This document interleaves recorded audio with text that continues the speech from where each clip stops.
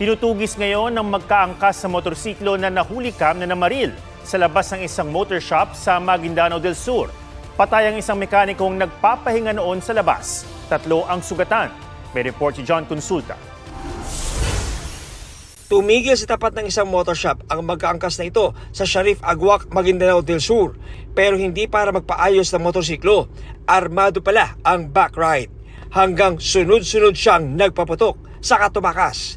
Ayon sa Maguindanao del Sur Provincial Police, ng mga oras na yun, nagpapahinga ang mga tauhan ng motor shop nang bigla silang paunala ng bala. 4 ang nabaril at dinala sa ospital. Dead on arrival ang mekanikong 21 anyos. Sa 3 namang sugatan, na-discharge na ang isa. 14 na basyo ng bala ang nakuha sa crime scene. Tukoy na ng pulisya ang pagkakakilanlan ng mga suspect na patuloy na tinutugis. Iniimbestigahan pa ang motibo sa pamaril. John Consulta, GMA News. Mahigit 8,000 sunog na ang naitala ng Bureau of Fire Protection sa buong bansa mula Enero hanggang unang araw ng Mayo. Mahigit 1,000 sa mga yan sumiklab sa Metro Manila. Ngayong araw, mga komunidad ang natupok sa Parañaque at Bacoor, Cavite. May report si Jamie Santos. Hindi malaman ng mga residente ng Barangay Habay 1 sa Bacoor, Cavite kung saan pupunta at paano ililigtas sa mga sarili ng tupukin ng apoy ang kanilang komunidad ngayong hapon. Yung asawa ko nakamay ng wire, may sunog. Ang bilis, sobra po. Sobrang init pa sa yung hangin. Batay sa investigasyon, nagsimula ang sunog sa isang bahay na wala umanong tao. Pumutok sa loob ng bahay. Na walang tao? Walang tao. Naapula ang sunog matapos ang mahigit 1 oras. Nasa 10 hanggang 15 bahay ang natupok. Nasunugan ng di bababa sa 49 na pamilya. Walang nasawi. May mag-asawang nasugatan at maayos na ang kalagayan. Nabulabog din ng sunog ang mga residente ng Target 2 Range de la Rama sa BF Homes, Parañaque. Patuloy ang clearing operations ng mga otoridad. Sa Dumangas, Iloilo, 3 bahay ang natupok.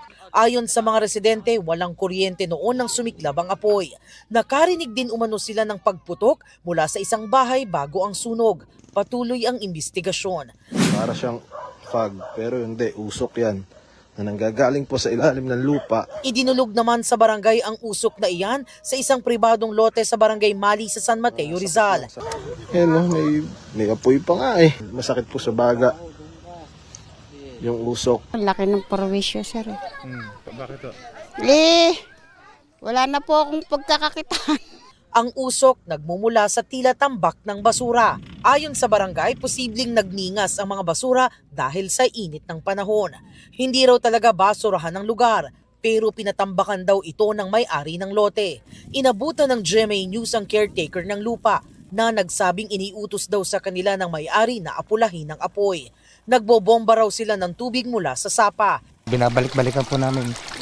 Hindi po namin titigilan yan hanggat hindi nauubos ang usok na yan. Tinabunan para pantayin tong lugar na to. Kaya lang yung tinabon nila from construction na yung mga panambak, may mga plastic, may mga kung ano-anong mga basura. So ayan po ang may debris, may plastic, may kahoy. Nakatakdang puntahan ng San Mateo LGU ang may-ari na maaring matikitan dahil sa samot-saring paglabag. Jamie Santos, GMA News. Binatikos ng kampo ng dating TV host na si Jay Sonza ang paraan at timing ng pag-aresto sa kanya.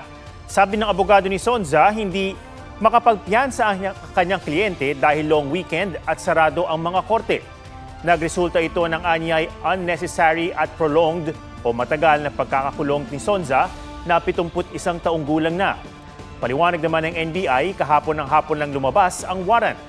Natagalan din daw ang paghahanap ng address niya, kaya inabot na ng gabi. Nagpalipas sa magdamag sa NBI Detention Facility sa Muntinlupa si Sonza. Sa Lunes, inasang ihaharap siya sa Pasay Regional Trial Court na nag-issue ng warrant. Hinuli si Sonza kagabi para sa kasong unlawful use of means of publication at unlawful utterance. May kinalaman ito sa mga umano'y ipinakalat ni Sonza na peking medical records ni Pangulong Bongbong Marcos. Sa inilabas na arrest warrant ng korte, walang piyansa ang kaso ni Sonza, bagay na kwe-questionin daw ng kanyang mga abogado. Muling nanawagan ng dagdag sahod ang mga labor group na nagkasanang kilos protesta ngayong araw ng mga manggagawa.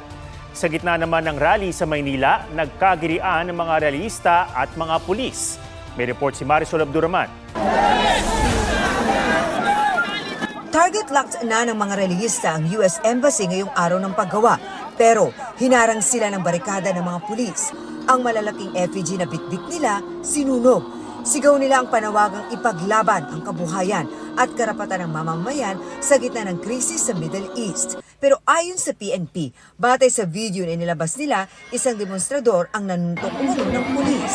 Ngayon po medyo nang labis po dahil may panununtok na, may pangahampas ng kawayan sa ulo, sugatan po ang ating pulis at yung cellphone po ay nablot. Malinaw naman na hindi kami ang unang-una ng gulo. Yung sinasabi nila na nuntok, wala kaming sinusuntok. Bahagya rin nagkatensyon ng magbuga ng tubig ang mga otoridad.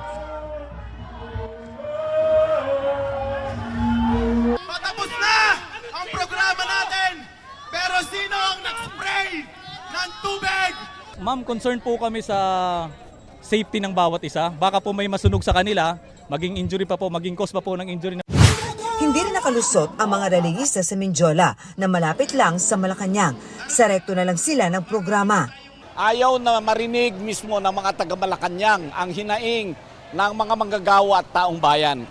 Actually, wala naman pong goal na gano'n na hindi sila makalapit sa Mindiola. Ang goal po natin ay panatalihing peaceful po yung pagkilos.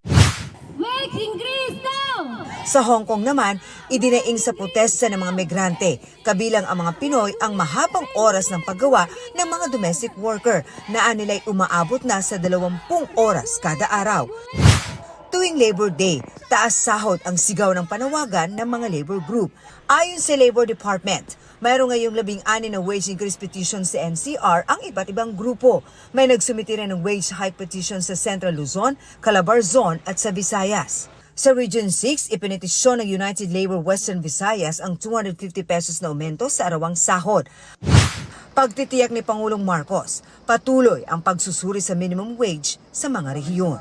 Naipasa ang 89 na wage order mula Hunyo 2023 hanggang Abril ng 2026. Kabilang dito ang wage hikes na epektibo ngayong araw tulad ng sa Region 10 at sa Region 13. Pinangunahan ng Pangulo ang paggunitan ng Labor Day sa General Santos City kung saan nagdaos din ng job fair.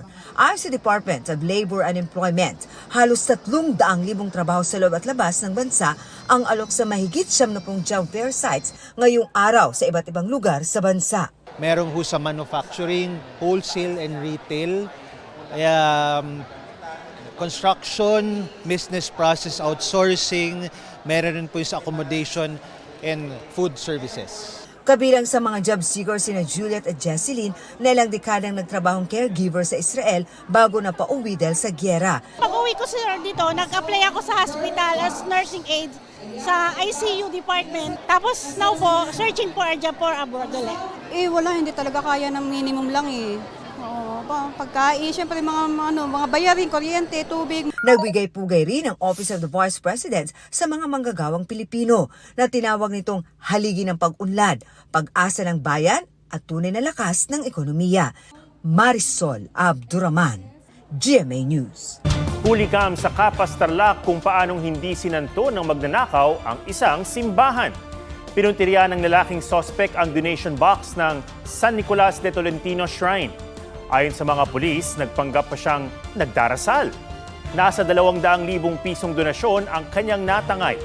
Sinikwat din ng lalaki ang digital camera na naiwan ng isang freelance photographer sa upuan ng simbahan. Naaresto kalaunan ng suspect na dati na ring nasangkot sa nakawan. Na-recover din sa kanya ang mga ninakaw na gamit at pera. Wala siyang pahayag.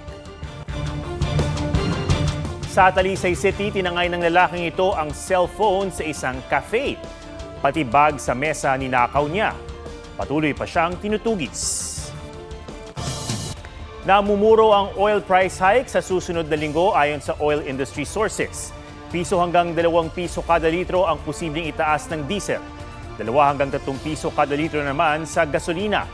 Batayan sa 4-day average ng trading ng Mean of Platts Singapore o MOPS. Una nang sinabi ng Energy Department na posible ang panibagong oil price hike dahil sa patuloy na paghina ng piso kontra dolyar. Sibak sa serbisyo ang 11 pulis dahil sa pagkakasangkot sa dalawang insidente ng pagdukot noong 2021. Inireklamo sila ng mga magulang ni Dane Mark Carlos at Charles Dean Soto na magkahiwalay na dinukot noong Pebrero at Marso ng 2021 at hindi pa rin nakikita. Sa desisyon ng NAPOLCOM Unbank, dismissal sa serbisyo ang parusa sa 11 anti-illegal drug operative ng PNP. Dalawa sa kanila may ranggong Lieutenant Colonel at Major. Ayon sa PNP, ang pagsibak sa mga pulis ay patunay na may mga umabuso sa drug war ng nagdaang administrasyon. Ang ilan sa sinibak ay nasasangkot din sa kaso ng mga missing sabongero. Sinusubukan pa ng GMA News na makuha ang panig ng mga na-dismiss na pulis. Bianca Umali, Faith Da Silva, Kelvin Miranda at Angel Guardian, emosyonal na maalam sa kanilang karakter sa Encantadia Chronicles Sangre. Mahirap man para sa akin na magpaalam sa'yo. Maraming salamat. Mas tumapang ako dahil nakilala kita. Damos, salamat sa journey natin. At hindi ko kailangan magpaalam sa'yo kasi nandito ka lang palagi sa puso at isip ko. Abisala Eshma, Lamara. Alam kong mas matapang ako ngayon. Mas mahal ko yung sarili ko dahil nakilala kita. Mahal kita. Mahal kong Tera. Idol kita. Ipinagpapasalamat kita dahil biyaya ka sa buhay ko. Ayoko magpaalam. Gusto ko lang sabihin na hanggang sa muli. Para naman kay Kylie Padilla, mananatili sa puso niya si Sangre Amihan. Abangan niyo po ang mangyayari sa original Sangres. May mangyayari sa amin na magkasama kaming lahat. So, it's pretty good. It's exciting. After Sangre, pinaghahandaan na rin ni Kylie ang bagong kapuso action drama series na Firewall, kasama si Miguel Tan Felix na first time gaganap na alagad ng batas. First time din ni Miguel mag-host ng travel show. Tara G, sa Planet XP. Mapapanood na bukas, May 2, ang pilot episode ng 5-part infotainment show na Planet XP. Britney Spears inihabla ng 1 count of driving under the influence of alcohol and drugs matapos siyang maaresto noong Abril. Sa Lunes diringgin ang kaso sa korte, pero ayon sa Ventura County District Attorney's Office, dahil sa mababang asunto ito, hindi niya kailangang humarap sa huwes. May tsansa rin siyang mag-plead ng guilty sa mas mahinang kaso ng reckless driving at pababain ng parusa dahil sa kahandaan daw niyang magpa-treatment. Kamakailan lang, kusang nagpa-rehab ang pop singer. Wala pang pahayag si Britney o kanyang abogado. Athena Imperial, GMA News.